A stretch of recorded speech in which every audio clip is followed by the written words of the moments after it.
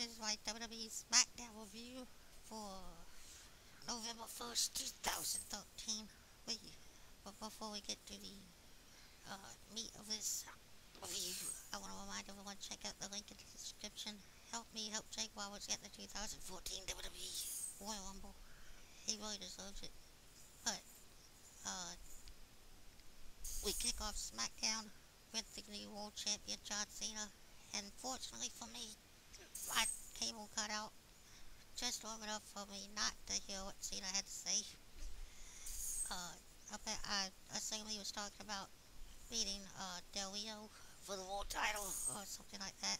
But by the time my cable came back on, the Real Americans, Jack Swagger, Antonio Cesaro, and the manager, Seb Coulter, had come out to interrupt Cena. And uh, what it all came down to was Seb actually offered Cena an olive branch to join the Real Americans, which I would have loved to see, but John Cena being John Cena would not uh, take that leap and join the Real Americans. Um, he then spit out a couple of halfway decent jokes on uh, Real Americans, calling Swagger Biff from the Back to the Future franchise, making fun of Antonio Cesaro's very large nipples, and uh, uh, telling and telling us what we already knew about Zeb Coulter, that he looks like old Timothy Sam. But uh, as Cena's declining the offer, uh, Damian Sandow comes out with new theme music, it sounds like, and says that he is not finished with John Cena, that he's making it his life's mission, his one true mission in life, to destroy Cena and everything he stands for, and take the world championship from Cena, which he says, and I agree, that Cena does not deserve, because he's been handed everything ever since he's first stepped into the WWE, and especially since he's come back from his recent injury. He's been handed everything on a silver platter, and Sandow is looking to take it all away. They did surround the Real Americans, and Sandow surround Cena and look like they're about to attack when Goldust and Cody Rhodes come out, the World Tag Team Champions, and run off the Real Americans and Sandow. This brings out Vicky Guerrero doing her very own Teddy Long impersonation, making a six-man tag match for our main event tonight. John Cena and Cody and Goldust against the Real Americans and Damian Sandow. I'm thinking this will probably be the last match of the night, but they could throw it in the middle of the show. But after that's all finalized, we go backstage to the Shield where they're speaking on the Usos and the fact that the Shield has beaten every tag team put in front of them, and that there will be no different tonight when they take on Usos. Apparently, it's gonna be Seth Rollins and Dean Ambrose. Ambrose still playing up the whole cocky attitude he's started on Raw, referring to himself as the United States Champion. He says the United States Champion and Seth Rollins will make an example out of the Usos tonight. That match is apparently coming up next, and I'm kind of seeing the seeds being planted for the Shield to eventually break up, for Ambrose to eventually go out on his own, and possibly Rollins and Reigns go off as a tag team. But the Usos versus Seth Rollins and Dean Ambrose is coming up next, so let's see how it all turns out. The Usos pick up a shocking win, in my opinion, as one of them, I don't know if it was Jimmy or Jay, won, pinned the U.S. champion Dean Ambrose about halfway into the match. Big E Langston came out to keep the to keep Roman Reigns from attacking one of the Usos who was on the outside, and he stayed there the rest of the match. Uh, After the match was over, they tried to jump the Usos. The Shield tried to jump the Usos after it was Dean Ambrose tried to jump one that pinned him. After the match, Big E Langston came in the ring, hit the big Indian on Dean Ambrose. The other members of the Shield came in, and it was a 3-on-3 stare down. And it looked like Roman Reigns wanted to take on Big E and possibly both Usos, but Ambrose and Rollins pulled the Shield brother out of the ring and back into the audience, back up through the entrance. Uh, this could be the signs of possibly another match between Big E and Ambrose for the U.S. title, or it could be easily a one-on-one between Reigns and Big E, but it was a very intense stare down. But coming up next, well, I don't know if it's next, but coming up in the show, I'm assuming it's next, I don't know, but Miz TV has been announced for the show. They just announced it. Miz will bring back Miz's own talk show, Miz TV. His special guest tonight, the Heartbreak Kid, Shawn Michaels. After what happened on Raw, it's going to be a very interesting conversation, and I'm kind of expecting that Daniel Bryan will come out at some point and have some kind of a verbal confrontation between with his former trainer.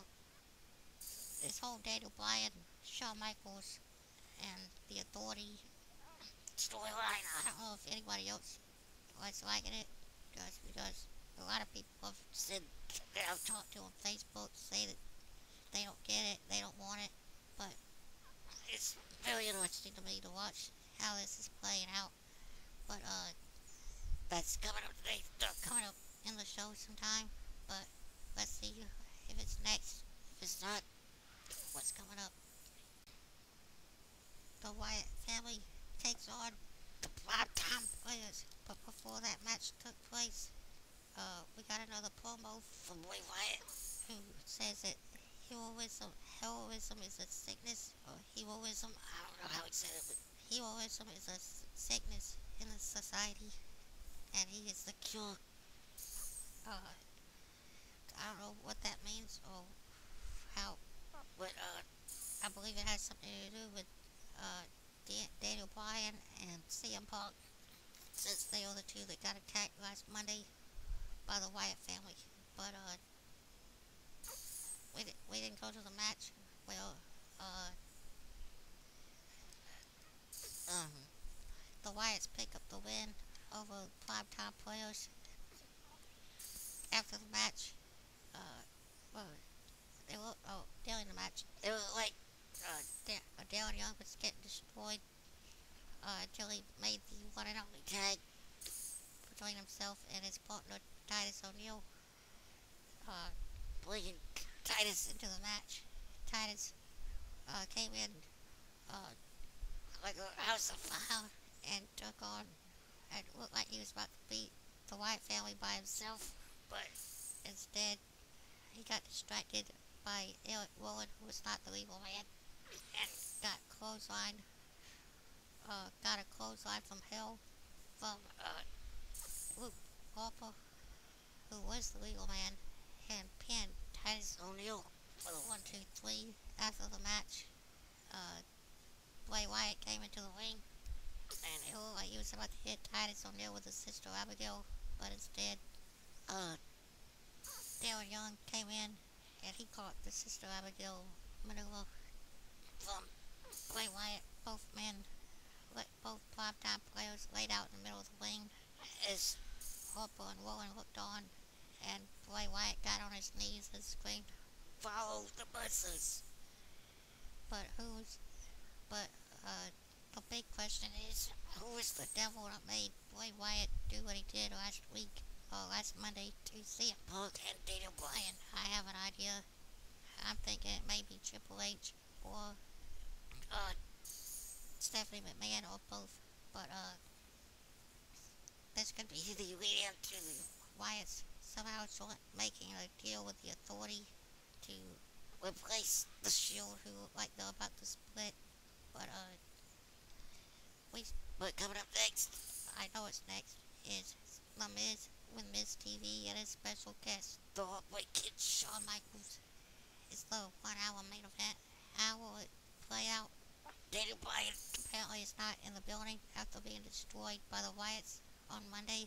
So, what will happen tonight with Miz and HBK is coming up next. Let's see what happens. We come back to Miz standing in the middle of the ring for Miz TV. He says that, unfortunately, his scheduled guest, Shawn Michaels, apparently is not in the building. He apparently left the building. But, Randy Orton comes out and says that, the reason Shawn left the building is because The Miz is no longer relevant in the WWE. He says after what he did to Miz a few months ago when he beat him down in front of his hometown and his parents, that, the fans were actually cheering for Randy Orton and completely forgot, and everyone has completely forgot about The Miz, just like, they have forgotten about Big Show, who's been apparently banned for life from the WWE. In the storyline wise, Triple H said that on WWE.com, that, Big Show has been banned for life from WWE events. Orton then asked Miz what he thinks of that, but before Miz could get it out, he gets caught with the RKO. And Orton celebrates as we go to the back, where the Bella Twins and Natalya are getting ready to come to the ring. It's a a six divas tag team match. The Bellas and Natalya against AJ, Tamina, and, Lisa Fox. It's a very interesting pairing, but let's see how it turns out. The 6 diva tag match ends in a travesty of justice, in my opinion, as AJ Lee, your current reigning defending Divas champion, is forced to tap out to Natalya Neidhart. The Bellas took out Alicia Fox and then double teamed, Tamina to keep her away, while Natalya locked in the sharpshooter on the beautiful AJ Lee, forcing her to tap.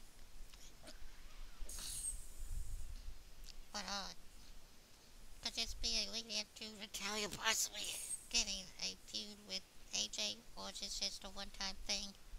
We'll have to wait and see how it plays out. But coming up next is our main event. We just saw a 6 diva tag match. Now we're getting ready to see a 6-man tag match. John Cena, the world champion, and the tag team champions Cody Rhodes, Goldust, take on the Real Americans Jack Swagger and Antonio Cesaro and their partner Damien Sandow. The main event's coming up next. Let's see how it plays out. The main event match ends with John Cena locked in the ankle lock, but from Jack Swagger, but Cena rolls through, hits the AA, and picks up the win for himself and Cody and Goldust. The champs celebrate as SmackDown goes off the air. The match itself actually lasted about 30 minutes or so, but, very hard fought match. But, that's the end of SmackDown. Like, subscribe, and comment, and check out the link in the description for, the Jake Snake Roberts petition. Jake has said he wants to be in the Royal Rumble, so I'd like to help him out.